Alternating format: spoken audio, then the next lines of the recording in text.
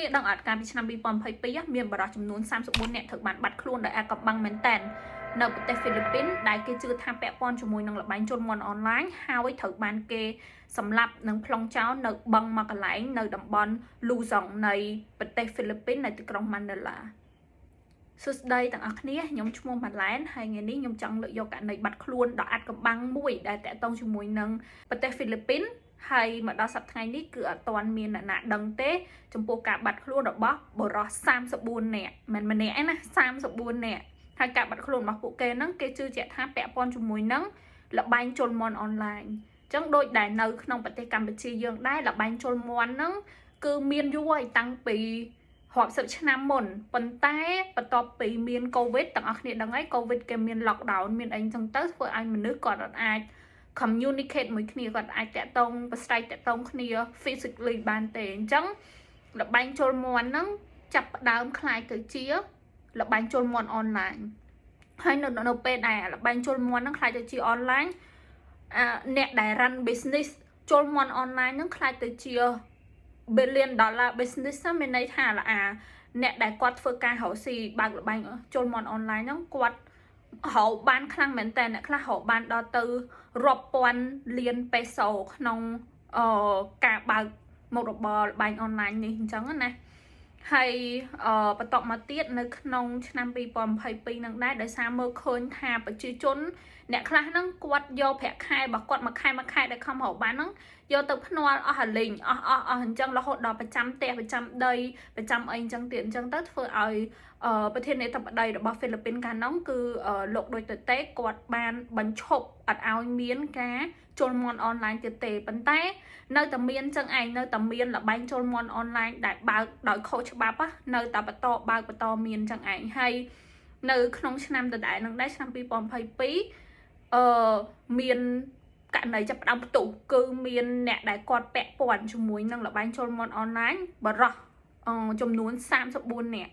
គាត់ចាប់ពីកំឡុងខែមេសាឆ្នាំ2021រហូតដល់ដើមឆ្នាំ2022រាប់ចុះរាប់ឡើងគឺមានដល់ទៅ34នាក់ដែលបាត់ខ្លួនដោយសារពាក់ព័ន្ធជាមួយនឹងល្បែងអនឡាញហើយគេជឿថាបរោះទាំង34នាក់ហ្នឹងគឺជាអ្នករៀបចំការប្រកួតល្បែងជល់មន់អនឡាញអីអញ្ចឹងទៅអូខេអញ្ចឹងនៅក្នុងចំណោមមនុស្សទាំង34នាក់ដែលគាត់បាត់ខ្លួនហ្នឹងមាន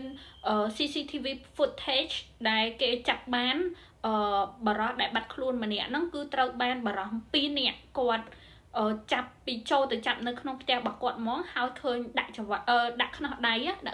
ហើយបណ្ដើរតាមផ្លូវហើយយកចូលនៅក្នុងឡានមួយហើយចេញទៅបាត់ដែរអញ្ចឹងណាយើងមើលទៅរៀង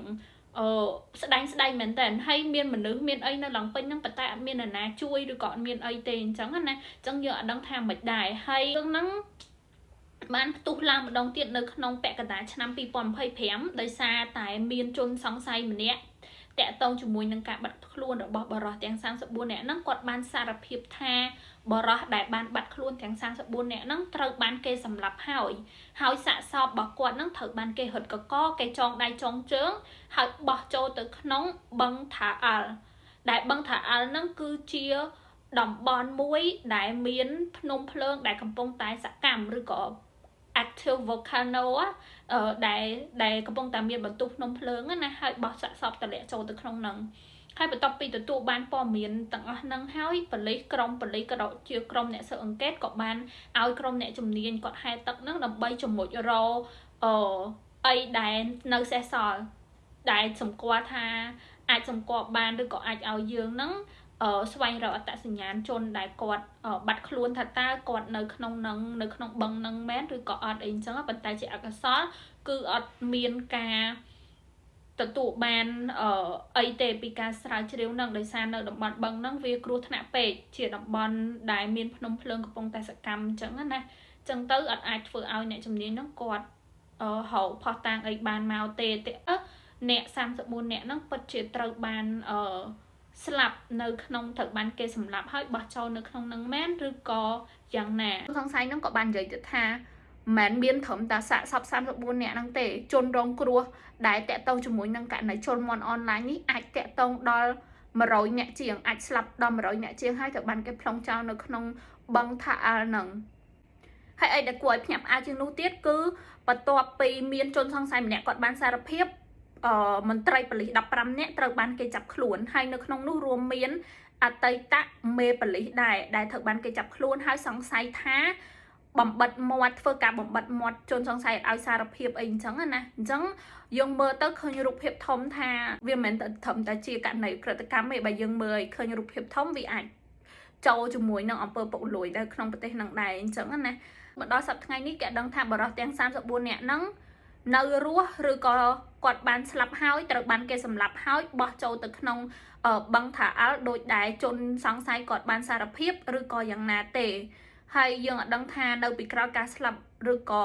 នៅពីក្រោយការបាត់ខ្លួនរបស់បរិសុទ្ធទាំង34នាក់ហ្នឹងមានរឿងអីកើតឡើងទេអញ្ចឹងរឿងរ៉ាវយ៉ាងណាក៏យើងអត់ដឹងដែរហើយលុះត្រាណាតែសាកសពរបស់បរិសុទ្ធ34នាក់ហ្នឹងត្រូវបានគេរកឃើញឬក៏បរិសុទ្ធ34នាក់ហ្នឹងត្រូវបានគេរកឃើញនៅរស់បានគេរកការពិតបានអញ្ចឹងណាអញ្ចឹងគ្រួសាររបស់អ្នកដែលគាត់បានបាត់ខ្លួនគាត់ចេះតែទន្ទឹងរង់ចាំការពិតពីមួយថ្ងៃទៅមួយថ្ងៃប៉ុន្តែអត់មានចម្លើយទេហើយពួកគាត់ក៏បានធ្វើបាតកម្មឬក៏ធ្វើមិនឲ្យសម្លេងរបស់គាត់ត្រូវបានគេឮជាពិសេសគឺអ្នកដែលគាត់ធ្វើការលើករណីហ្នឹងហើយនឹងអ្នកច្បាប់មួយចំនួនដែលធ្វើការលើករណីហ្នឹងនឹងរាជរដ្ឋាភិបាលអញ្ចឹងណាដើម្បីឲ្យស្វែងរកការពិតពីសាច់ញាតិឬក៏គ្រួសាររបស់គាត់នៃការបាត់ខ្លួនយ៉ាងអាត់កំបាំងមួយនេះហើយកាលណាដែលសាកសពយើងអត់ទាន់ឃើញយើងអត់ដឹងទេថាករណីហ្នឹងជាករណីអីហើយយើងនឹងតាមដានទាំងអស់គ្នាថាតើមានអាប់ដេតអីថ្មីទៀតអត់តទៅជាមួយនឹងករណីមួយហ្នឹងជាមួយខ្ញុំទាំងអស់គ្នាអរគុណច្រើនដែលបានស្ដាប់តាំងពីដើមរហូតដល់ចប់ហើយខ្ញុំមានតែប៉ុណ្្នឹងតទៅជាមួយនឹងករណីបាត់ខ្លួនរបស់អ្នកប្រកួតល្បែងជន់មាន់អនឡាញនេះអរគុណ